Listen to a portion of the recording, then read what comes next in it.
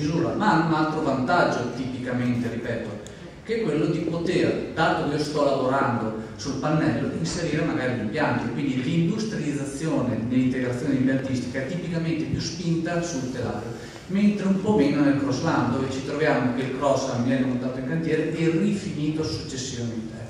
Queste credo siano principalmente le peculiarità. Non a caso, ripeto, anche per delle caratteristiche che adesso nella prossima presentazione del collega vedremo, gli edifici multipiano ad oggi, quando superiamo i 4 piani, sono i crossland, però.